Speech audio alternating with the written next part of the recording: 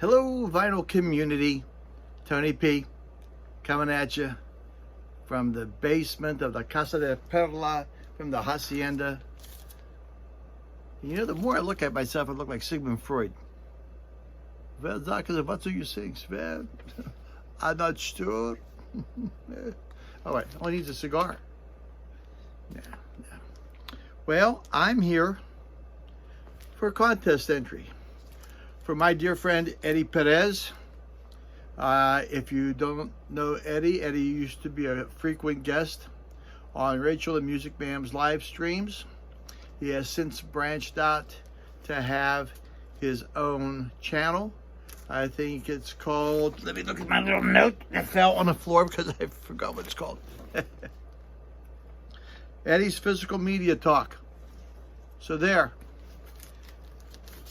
And he has a contest. And he'd like for you to participate in this contest. You know, dealing with subscribers. I think he has 100 subscribers. I think that's what he was going for.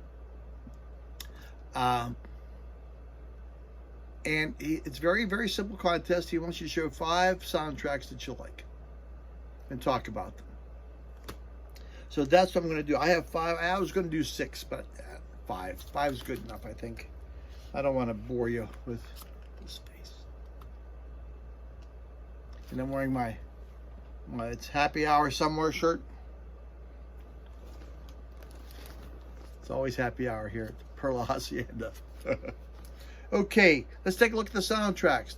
The ones that I like, 5 of them. Love the soundtrack. Streisand, Christofferson, A Star Is Born. You're probably more familiar with the 2018 version with Lady Gaga and Bradley Cooper. I think it was done. I think it was done in 1953 with Judy Garland and David Mason. Yes, back in those days. This record was a big hit. It came out in 1976, I believe. It was #1 for 6 weeks. And I think the big hit song on this one was Evergreen. But that's one, Christofferson and Streisand. Good looking couple. Next one. If you're from the 60s, like I was, but if you remember the 60s, you weren't part of the 60s.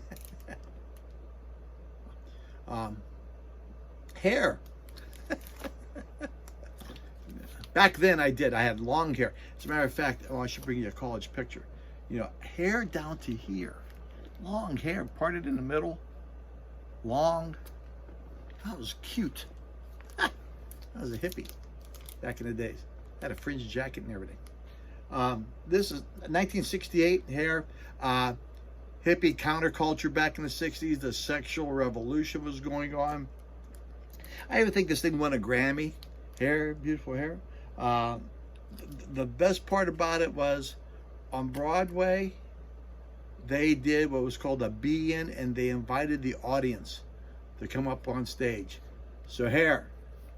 So there. Hair. Everywhere hair. Calcius. Said Calcius did that. Okay. Another one. Manhattan. Woody Allen, 1979.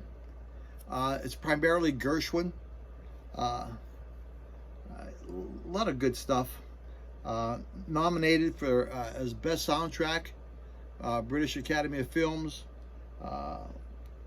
Meta Zubin conducted the New York Philharmonic, and Michael Thompson did the Buffalo Philharmonic. This, if you can find it, this is a bargain bin. This was 59 cents. Great album. Boy, it sounds fantastic. Gershwin, get right into it. Rhapsody in Blue, come on. It's just wonderful. Meryl Streep was in the movie. Miro Hemingway. And if you know any history about Woody Allen, then you know about Woody Allen. Another soundtrack, Dr. Zhivago. Wonderful sounding stereo album. 65, Omar Sharif. Julie Christie. Supposed to take place in Russia during World War I and the Russian Revolution. The book was banned. It's a Boris Pasternak book, I believe. The book was banned in Russia, so they couldn't film it in Russia. I think it was filmed in Spain. And you can find this again, another bargain store, dollar record. Beautiful sounding record. The song you probably would remember would be Laura's theme from this. Beautiful. Last but not least, and I've shown this countless of times, because this is my #1 all-time favorite soundtrack, and it's Easy Rider. Peter Fonda, Dennis Hopper, Jack Nicholson. Okay. You remember a long time ago I told you about a cabin that we rented as seniors in high school? A guy let us rent a cabin. One of the guys, we saw this movie. I told you, got thrown out of a theater because of this movie. But he liked Jack Nicholson. There was a thing that Jack Nicholson did. I think when he drank, he would go, nick, nick, nick. One of my buddies, every time he took a drink of Pepsi. Nick, nick, nick. Love it. 1969. It was on the Billboard. It was #6 on the Billboard. I think it was the top.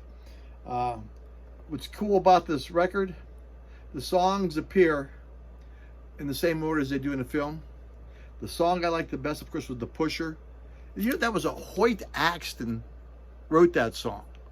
You know Hoyt Axton, the country guy? He wrote The Pusher for Steppenwolf, if you didn't know that. Smith sings The Weight.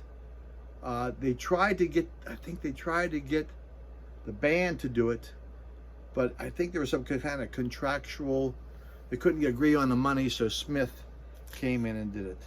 The Electric Prunes, Kyrie Eleison. Jimi Hendrix's 6 Was 9.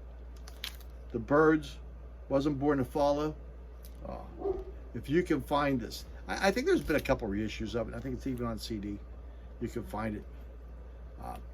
Get this, you'll love it. Hey, congratulations to Eddie. I'm sure he's well past 100.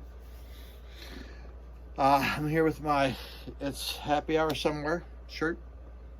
And I'm going to go listen to some more tunes. I think I'm going to listen to John Barleycorn by Traffic. What do you think? Huh? Give me something to listen to. Give me a comment below. I'm going to put a link to Eddie's channel. Wonderful guy. Knows a lot about music. Hey, peace, love, rock and roll. May all your records be flat. May your stylus run true. Tony P signing off. The Queen's upstairs watching TV. I'm going to listen to some more music. Ciao, ciao.